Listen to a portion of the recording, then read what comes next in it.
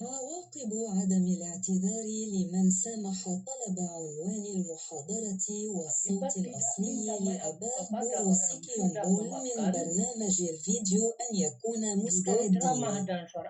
محتوى المحاضرة ثاقب للغاية وسهل التنفيذ، ولهذا السبب يجب تقليده من قبل الراغبين. يجب نشر هذا الفيديو على نطاق واسع والسماح بإعادة تحميله وإعادة بثه دون التقليل من معنى ومضمون محتوى المحاضرة السابقة التي تحمل عنوانا مشابها، ولكن ليس العنوان نفسه. نأمل أن يتمكن من مشاهدته من يرغب ويرغب في مشاهدته. أعتذر مرة أخرى وأرجو منكم أن تكونوا صادقين قدر الإمكان. شكرا لكم، والله التوفيق والهداية، والسلام عليكم ورحمة الله وبركاته. Sebelumnya kita coba untuk menayangkan dari Al-Quran dan dari Sunnah Rasulullah SAW. Yang pertama adalah surah Az-Zumar ayat 53 beserta terjemahannya. Sekarang kita ikuti. قل يا عبادي الذين أسرفوا على أنفسهم لا تقنطوا من رحمة الله إن الله يغفر الذنوب جميعا إنه هو الغفور الرحيم. Katakanlah, wahai hamba-hambaku yang melampaui batas terhadap diri mereka sendiri, janganlah kamu berputus asa dari rahmat Allah. Sesungguhnya Allah mengampuni dosa-dosa semuanya. Sungguh, Dialah yang Maha Pengampun, Maha Penyayang. Sebelumnya kita coba untuk menayangkan dari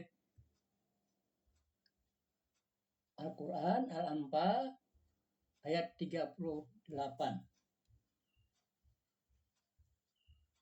قل للذين كفروا إن ينتهوا يغفر لهم ما قد سلف وإن يعودوا فقد مضت سنة الأولين. Katakanlah kepada orang-orang yang kafir itu, Abu Sufyan dan kawan-kawannya, jika mereka berhenti dari kekafirannya, niscaya Allah akan mengampuni dosa mereka yang telah terdahulu.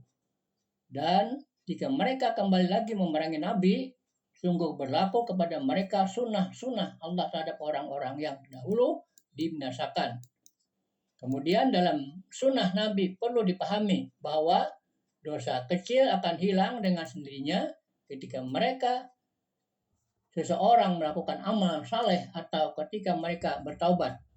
Dosa besar tidak hilang dengan amal biasa pelakunya, atau mereka harus bertobat memohon ampunan dengan sungguh-sungguh kepada Allah, atau yang dengan istilah taubatan nasuha.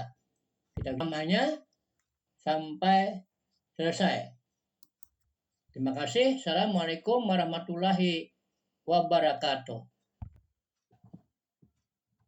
Antara dosa besar dan dosa kecil. Karena apabila dosa kecil, kalau masih derajatnya kecil, di bawah wudu bersih, apalagi di bawah sholat. Tapi kalau dosa sudah menjadi besar, tidak bisa dibawa sholat selesai, kecuali melaksanakan taubat dan istighfar menurut cara-caranya. Kalau dosa dengan Allah, pertama menyesali, dua mencita tidak akan mengembalikan lagi, tiga apabila ketinggalan yang wajib diqodok seperti zakat. Berapa tahun tidak keluar zakat, sekarang bayar yang beberapa tahun itu diqodok. Orang banyak membicarakan mengodok sholat, mengodok puasa. Tapi mengodok zakat jarang terdengar. Menuntut ilmu agama yang fardu ain, berapa tahun kita meninggalkan? Dari umur 15 kita balik, sekarang umur 40. Baru umur 40 duduk di majelis ilmu, berarti 25 tahun kita mengodok semestinya. Dan semestinya dari umur 15 tahun balik berakal sudah mengaji ilmu agama. Tapi kenapa jadi umur 40 baru menuntut? Dosa kita 25 tahun. Itu dosa sama Allah.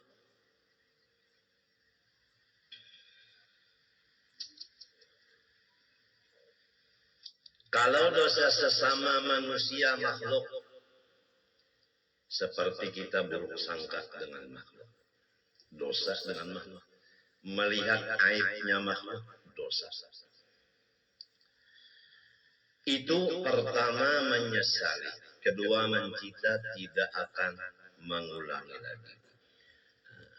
Ketiga, mencabut diri daripada dosa itu. Kada lagi melihat aibnya orang. Yang keempat, minta ampun kepada orang itu. Jadi 4 syaratnya taubat kalau dosa sesama makhluk. Kalau sama Allah hanya 3. Jadi lebih berat dosa terhadap sesama makhluk daripada dosa terhadap Allah. Makhluk itu umum. Kalau kita di rumah, tentunya gaulan kita di rumah. Hanya dengan ibu bapak, istri, suami, anak, ipar, dan sebagainya yang di lingkungan rumah tangga kita. Kalau kita bergaul lagi di luar rumah, ada lagi siapa gaulan kita di luar rumah. Sulit menjaga dosa dengan makhluk selama masih bergaul. Oleh sebab itu berapa guru-guru kita di akhir-akhir umur beliau memimpin akan muridnya muslah dan khalwat. Tidak keluar kakinya kecuali darurat.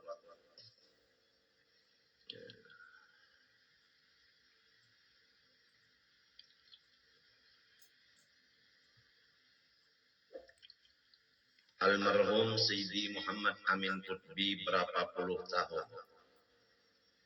Ma yashufun nas wa tarakat daras illa waqa'ada fil bait. Tidak memandang orang lain lagi dan tidak mengajar lagi, melainkan beliau masuk di kamar kecil menyembah Allah sampai datang Azrail alaihi salam.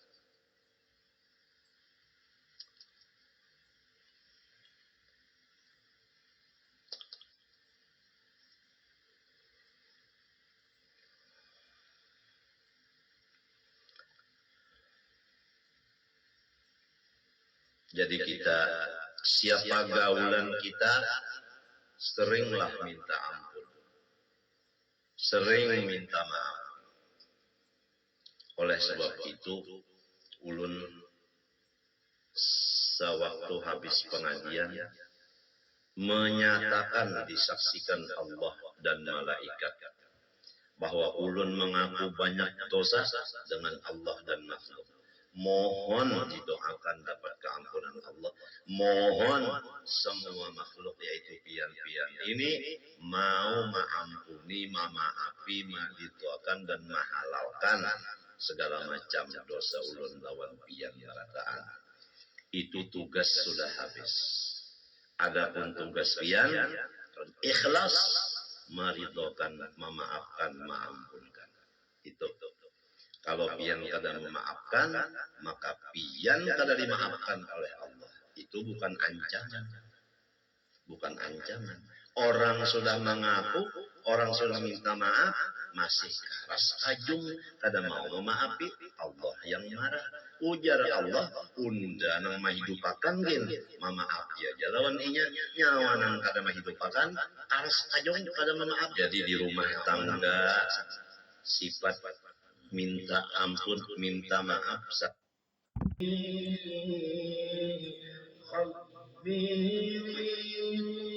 Cukup sekian sampai dahulu, mudah-mudahan bermanfaat bagi pemirsa.